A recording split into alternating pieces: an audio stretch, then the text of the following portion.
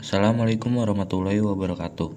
Kami dari kelompok 3 yang beranggotakan Aska Dipanisa, Anissa Dwi Asmara, Diva Sapitra, Ranti Nur Zapira, Irham Gunawan, dan Iqbal Ramadan.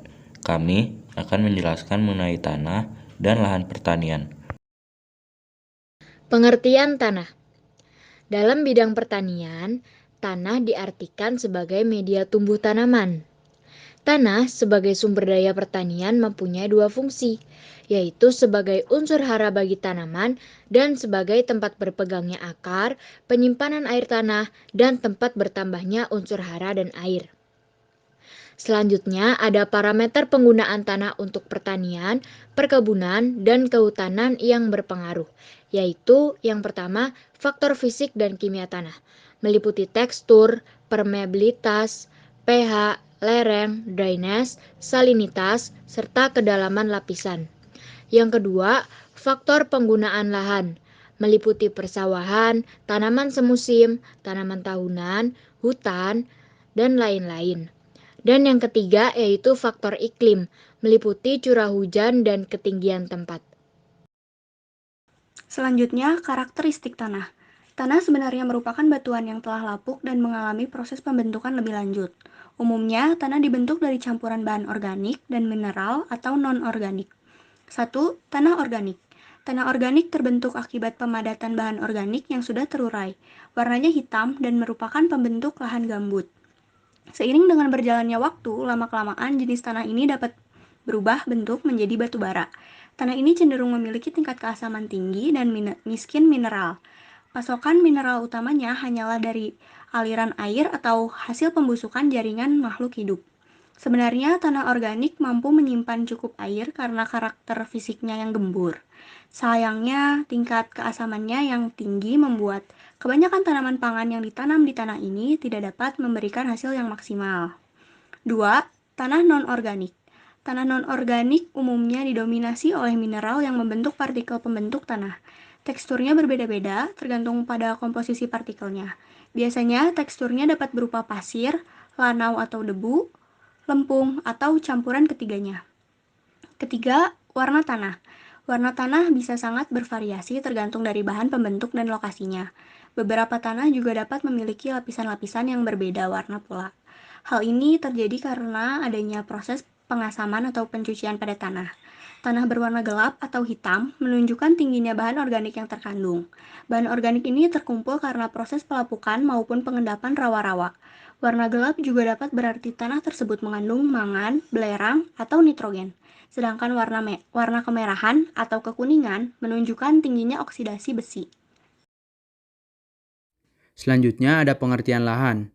Menurut para ahli, lahan adalah permukaan bumi, tempat berlangsungnya berbagai aktivitas dan merupakan sumber daya alam yang terbatas, di mana pemanfaatannya memerlukan penataan, penyediaan, dan peruntukan secara berencana untuk maksud-maksud penggunaan bagi kesejahteraan masyarakat.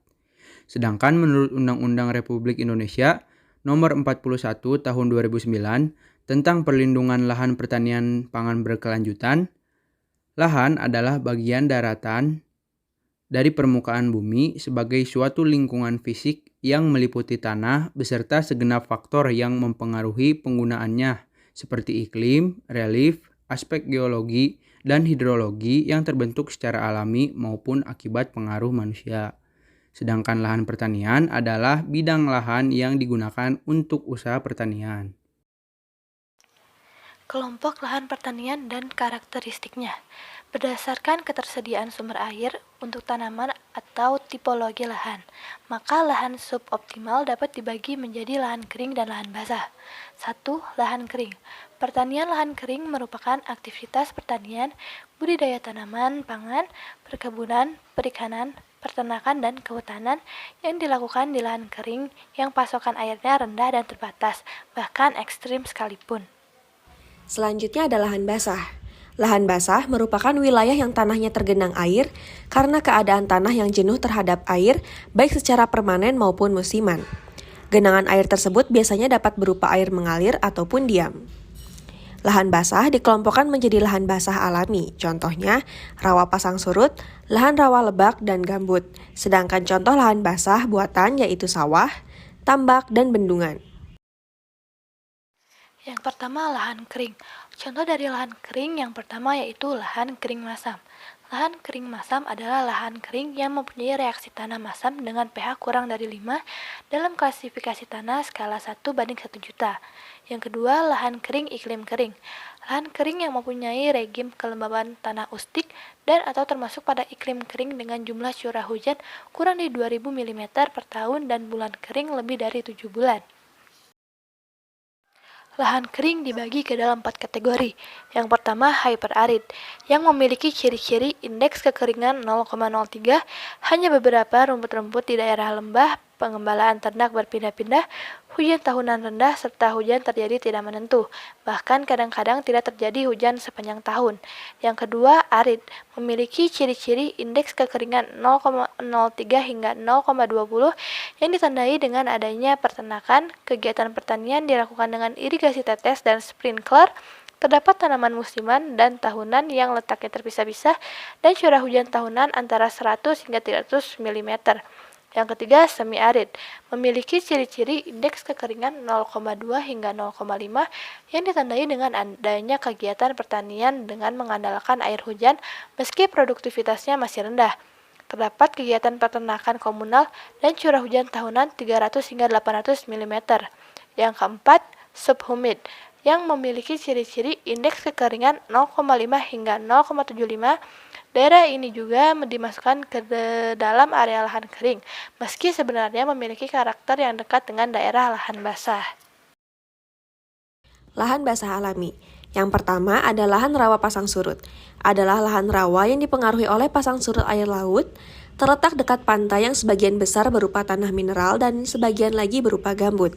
Dicirikan dengan adanya kondisi akuik atau jenuh air dan mempunyai bahan sulfidik atau besi sulfida. Umumnya bereaksi masam ekstrim yaitu pH-nya kurang dari 4 sehingga sering disebut tanah sulfat masam. Yang kedua, lahan rawa lebak.